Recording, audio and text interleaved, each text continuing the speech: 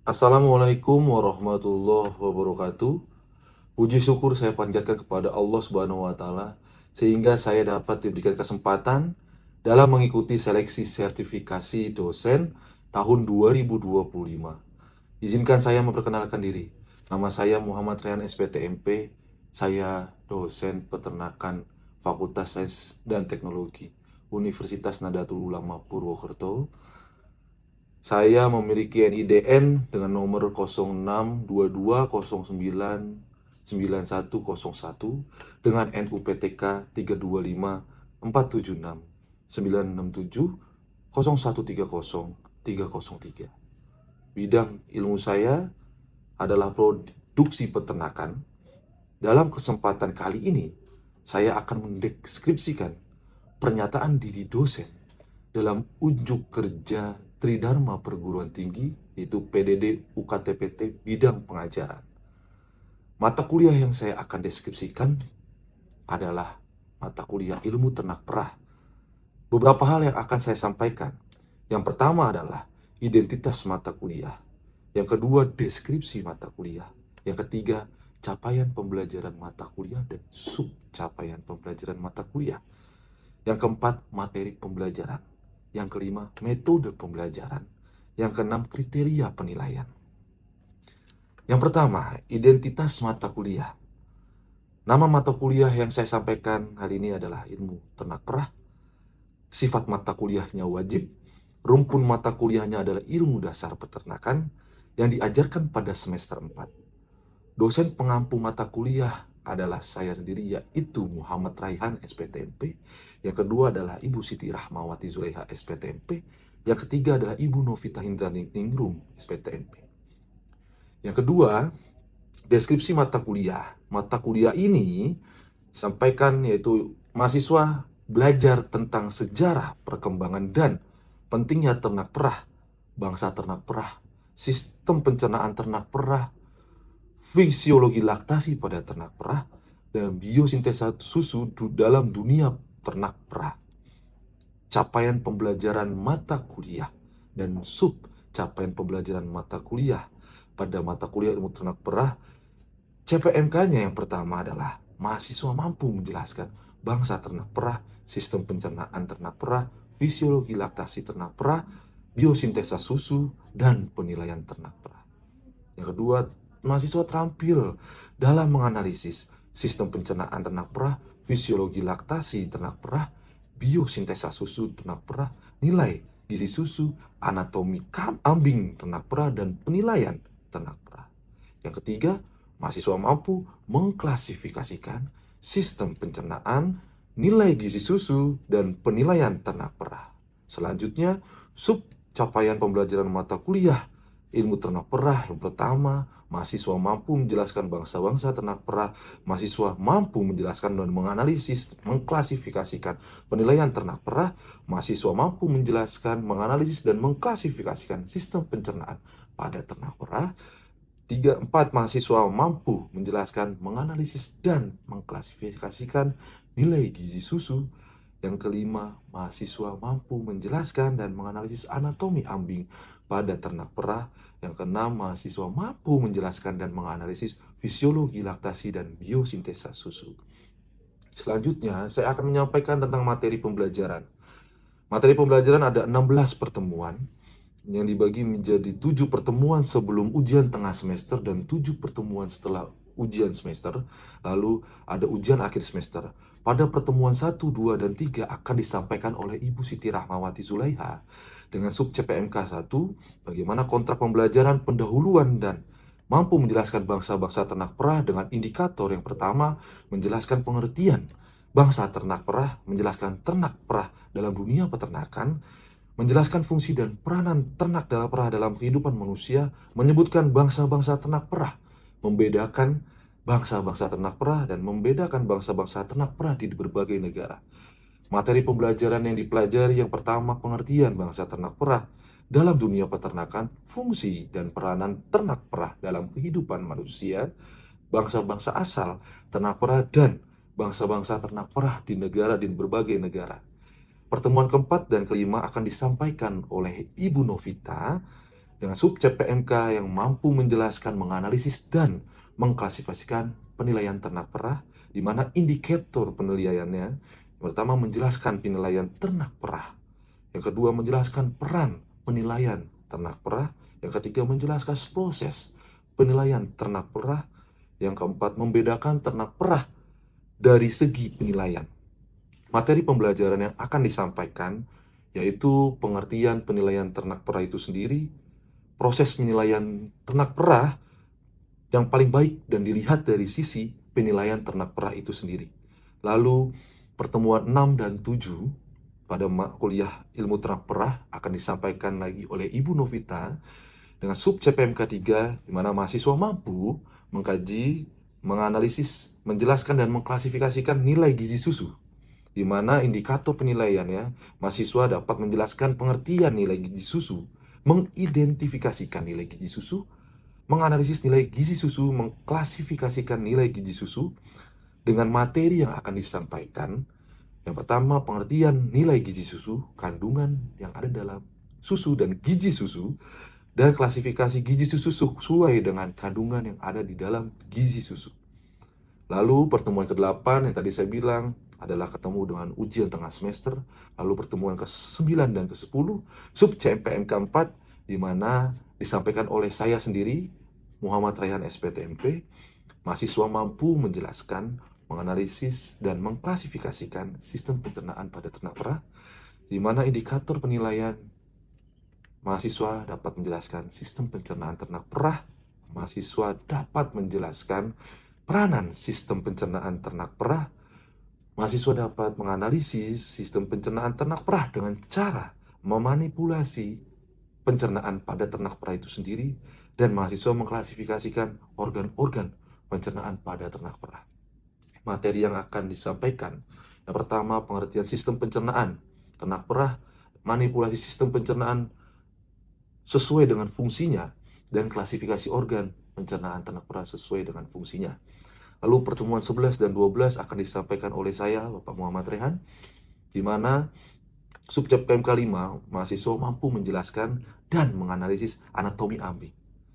Indikator penilaiannya, mahasiswa dapat menjelaskan pengertian ambing dan anatominya, menjelaskan proses di dalam ambing, mengidentifikasi ambing yang sehat dan ambing yang rusak, lalu menganalisis anatomi ambing.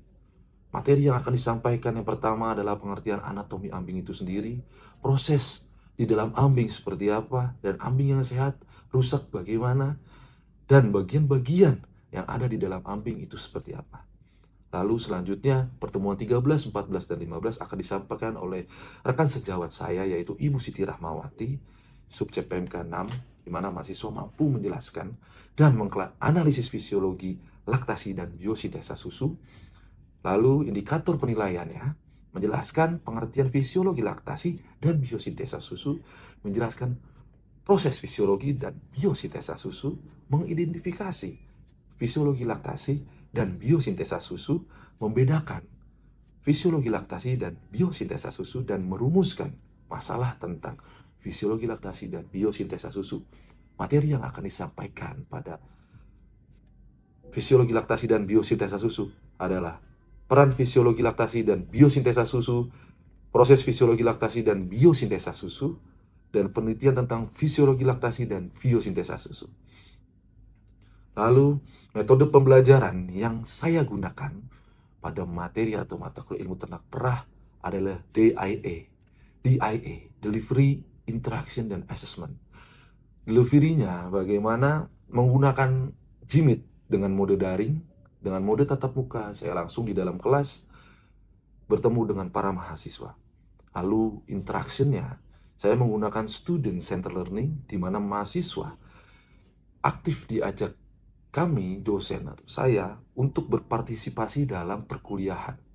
Lalu menggunakan studi kasus case-based learning. Pada saat ujian, saya akan memberikan soal-soal dengan kasus, dan saya memberikan arahan atau pengetahuan tentang kasus, bagaimana kasus-kasus yang terjadi pada ternak perah. Lalu ada lagi discovery learning, mana mahasiswa diinformasikan oleh saya untuk mencari bahan-bahan selain dari informasi dari dosen, dari buku, dari jurnal, dan selanjutnya menggunakan kelompok diskusi.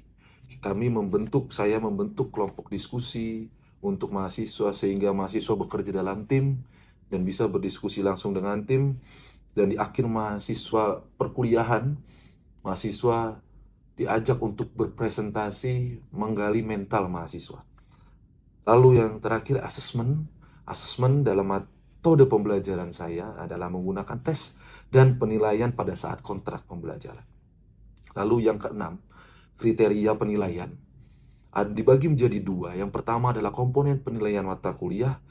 Mata kuliah ilmu ternak perah 3 SKS, 2 teori dan 1 praktik, di mana komponen penilaiannya tugas struktur 15%, UTS, ujian tengah semester 30%, praktikum dan laporan praktikum 25%, ujian akhir semester 30%. Lalu saya menggunakan konversi nilai untuk penilaian di akhir mata kuliah dilakukan menggunakan penilaian acuan patokan, di mana nilai, poin, dan range itu sudah ditentukan A, A, B, B, B, C, dan C, D. Selanjutnya adalah beberapa cuplikan yang saya akan tampilkan. Setelah ini, silakan Bapak atau Ibu dapat melihat proses pengajaran saya. Itu saja dari saya. Saya akhirul kalam. Mohon maaf apabila ada salah kata dan ucapan. Wallahul muwaffiq ila aqwamit thoriq. Wassalamualaikum warahmatullahi wabarakatuh. Assalamualaikum warahmatullahi wabarakatuh. Selamat siang semuanya, semoga kita selalu dalam lindungan Allah SWT. Hari ini kita kuliah ternak perah. Judulnya atau materi pembelajarannya tentang sistem pencernaan ternak ruminansia. Sebelum kita masuk lebih lanjut, kita berdoa dulu. Bagi umat beragama, kita harus berdoa dulu, berdoa dimulai.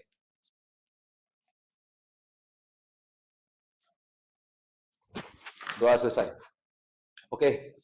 Jadi sistem pencernaan ternak ruminansia ini atau mata kuliah ternak perah ini memiliki capaian pembelajaran mata kuliah di mana nantinya mahasiswa itu mampu menjelaskan tentang sistem pencernaan ternak ruminansia. Teman-teman masih ngambang, masih bayang kalau misalkan sistem pencernaan itu kan tahunya lambung. Nanti teman-teman tahu lambungnya ada berapa, isinya apa aja, ya kan, bentuknya seperti apa. Lalu mahasiswa akan terampil membuat analisis sistem pencernaan ternak ruminansia. Salah satu contohnya adalah teman-teman bisa melihat atau membaca tentang penelitian pencernaan bahan kering bahan organik dalam jurnal-jurnal penelitian yang ada di internet, atau tentang bakteri atau makhluk hidup yang ada di dalam lambungnya ternak ruminansia. Lalu mahasiswa mampu mengklasifikasikan tentang sistem pencernaan ternak ruminansia. Dari mulai kalau kita makan nih, makan dia masuk kemana, terus habis makan dilarinya kemana lagi. Ya kan udah kayak perosotan. Lalu habis itu nanti dicerna di mana? Setelah dicerna terus jadi apa? Hasil akhirnya akan jadi apa dan digunakan untuk apa? Seperti itu. Nah, tujuan pembelajarannya mahasiswa dapat mengetahui dan mengidentifikasi sistem pencernaan ternak ruminansia. Mungkin nanti kapasitasnya ternak ruminansia, tahu kan ternak ruminansia itu ada apa aja? Ada sapi, kambing, domba, ya kan? Domba sama kambing kira-kira perutnya isinya sama apa enggak? Terus apa namanya, volumenya itu sama apa enggak? Sapi sama kambing itu volumenya sama apa enggak? Walaupun ternyata badannya gede sama badannya kecil, volumenya sama kan bisa terjadi. Karena tidak ada yang tidak mungkin di dunia ini. Oke. Nah, ada pertanyaan, mengapa ternak perah disebut hewan ruminansia? Coba. Mengapa ternak perah bisa disebut hewan ruminansia? Karena ternak perah yang diperah apanya? Susunya, yang diperah ambingnya. Diperah ambingnya. Susu adalah hasil dari pemerahan, oke.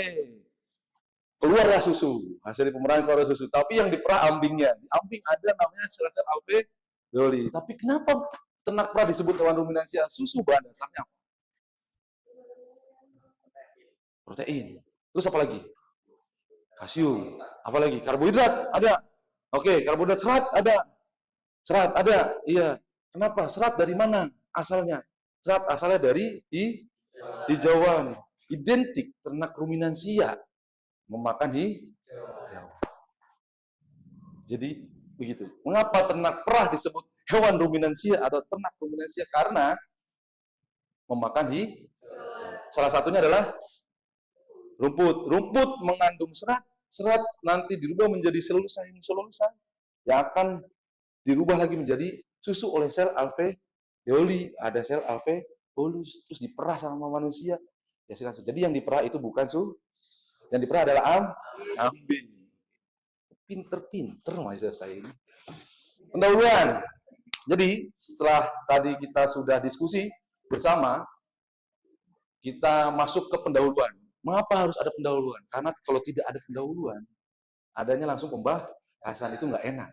Nah, namanya orang kenalan kan harus pendahuluan dulu, bahasa basi dulu. Oke. Ruminansia. Ruminansia dari kata rumen. Rumen itu rumensia, ruminansia, rumen. Ruminasi, rumen atau hewan yang memamah biak. Oke. Yang memakan rumput, grazer, sukanya makan rumput. Salah satunya sapi, kerbau, biri-biri. Terus ada browser. Browser contoh ternaknya adalah rusa, kerabatnya kambing. Karena apa? Karena makannya ranting dan semak. Makanya ada buku namanya Kenapa Kambing Makannya Ramban. Kalau di Jawa namanya ramban. Bahasa lainnya adalah semak atau daun gamal tuh yang biasa di lapangan. Nah, ruminansia kambing itu bisa makan rumput, bisa makan grazer. Ruminasi. Oke, pendahuluannya sampai sini. Oke, paham semua?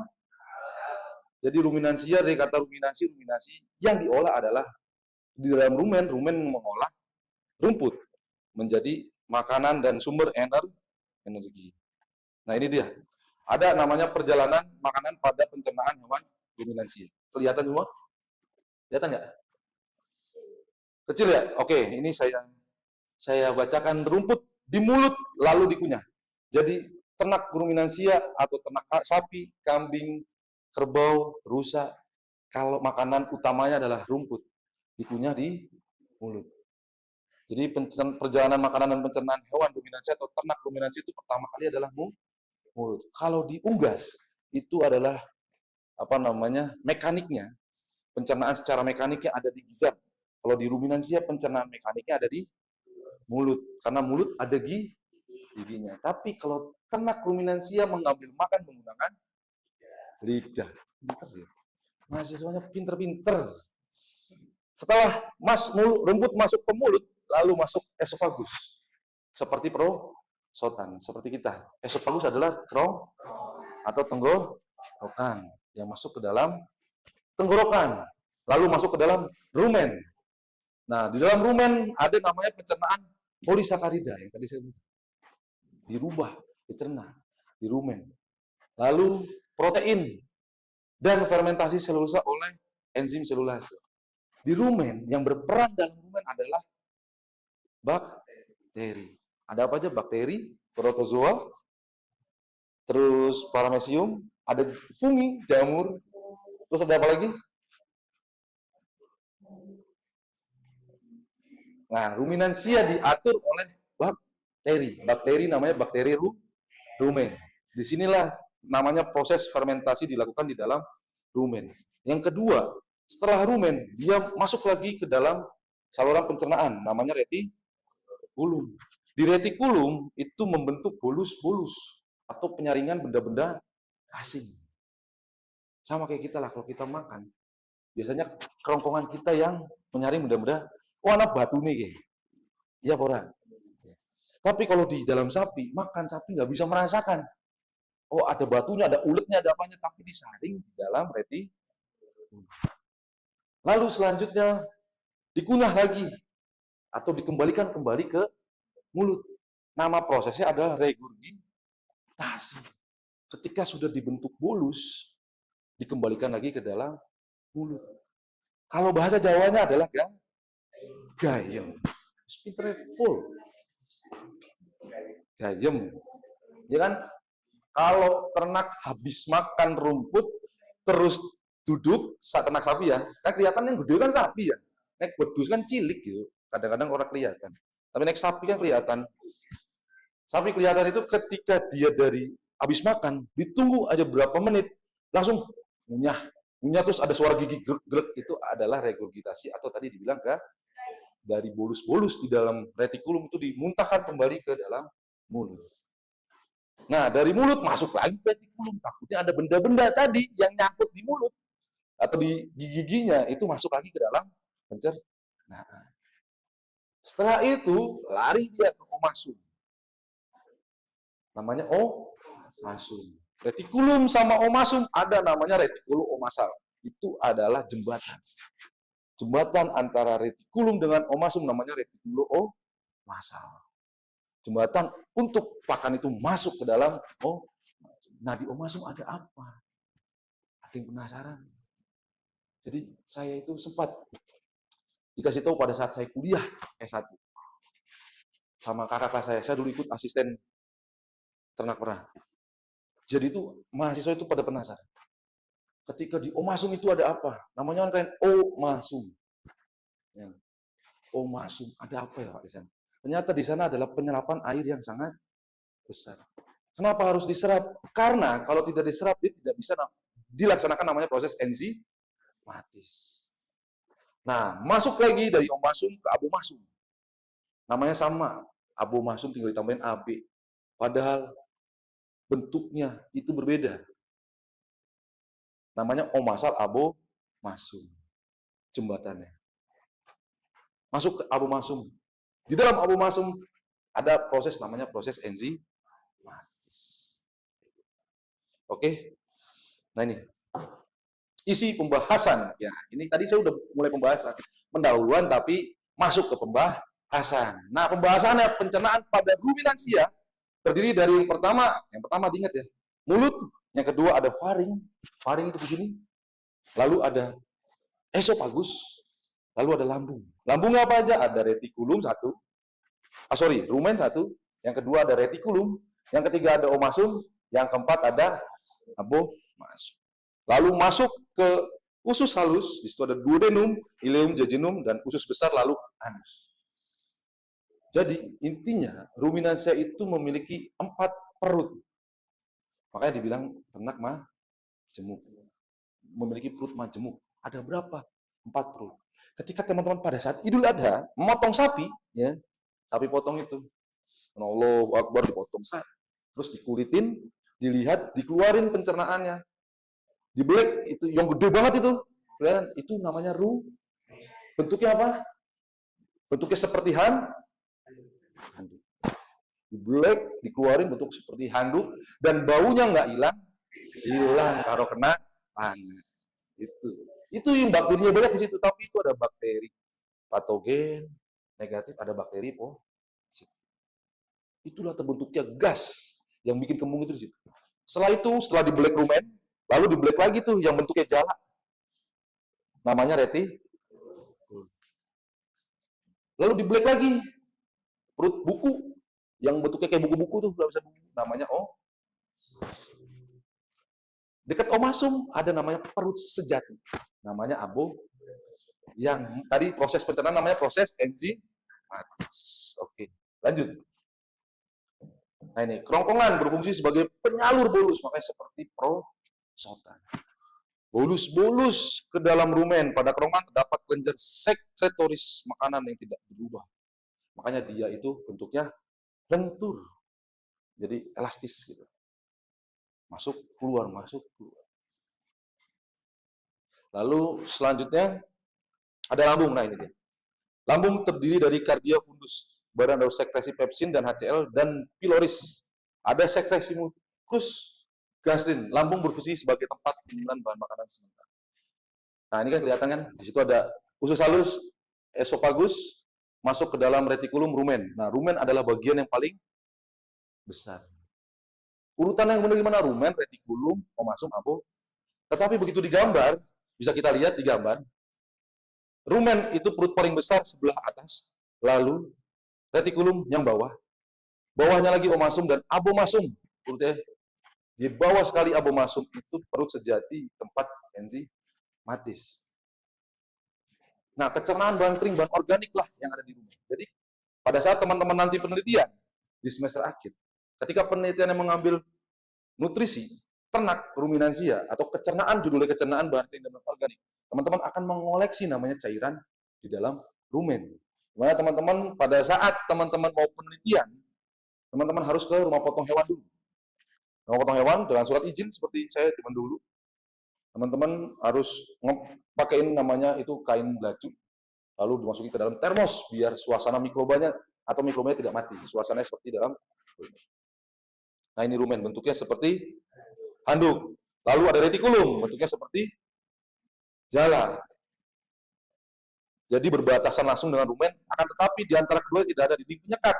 Pembatas di antara retikulum dan rumen yaitu hanya berupa lipatan sehingga partikel pakan menjadi tercampur. Cuman disinilah alat-alat ataupun benda-benda asing itu disaring. Lalu diomasum, ini perutnya seperti buku-buku.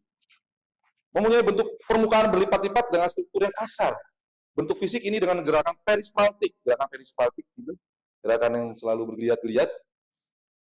Berfungsi sebagai penggiling makanan yang melewatinya dan juga berperan menyerap sebagian besar air. Omasum sering juga disebut dengan perut buku atau kitab karena permukaannya berbuku-buku. Lanjut, abomasum merupakan bagian perut yang terakhir. Sebetulnya bagian inilah yang sebenarnya merupakan perut ternak ruminansia. Makanya dibilang perut sejatinya. Ternak ruminansia itu punya perut, tapi perut sejati. Bukan kweru jati. Itu perut jati.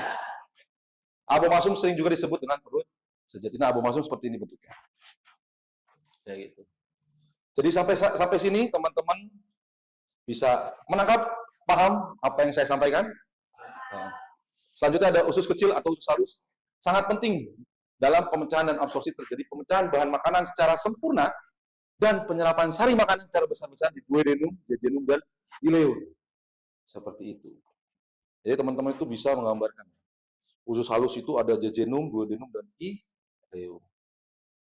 Simpulannya, perjalanan makanan pada pencernaan hewan ruminansia rumput di mulut dikunyah, esofagus masuk ke rumen, pencernaan polisakarida, protein, dan fermentasi di dalam rumen, lalu retikulum membentuk bolus-bolus.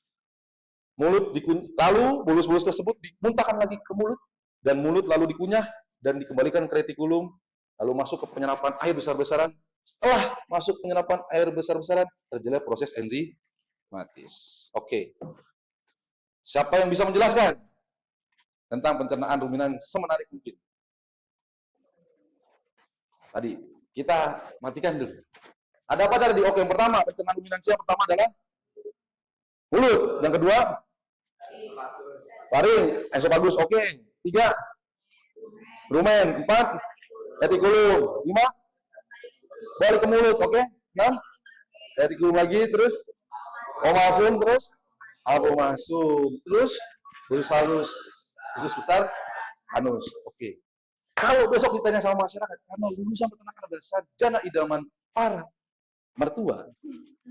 Kalau saya bilang, karena saya punya slogannya sarjana idaman adalah sarjana peternakan. Ditanya, karena peternakan itu nggak akan ada matinya. Kenapa? Karena semua orang makan daging, susu, dan telur. Itu adalah makanan sehari-hari, jadi produk primer. Cuma kalau ditanya, sapi perutnya gila, ada berapa sapi perutnya? Ada. Wah. Yang pertama, perut sapi ada rumen, terus retikulum, terus abomasum. Oke, tepuk tangan untuk kita semua. Oke. Terima kasih teman-teman.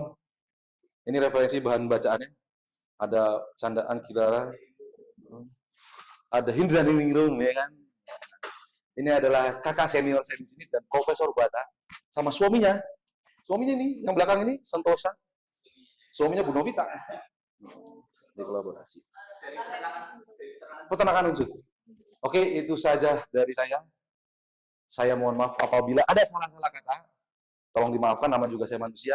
Yang benar selalu Tuhan, Allah Subhanahu wa taala. Tapi yang jelas jangan lupa tugas-tugasnya dikerjakan. Ya. Tadi tugas menjadi penelitian teman-teman itu lebih baik. Karena saat ini menulis adalah bukan passion, tapi menulis adalah kewajiban. Karena kita adalah seorang akademisi. Itu saja. Saya akhiri. Akhirul kalam. Wassalamualaikum warahmatullahi wabarakatuh.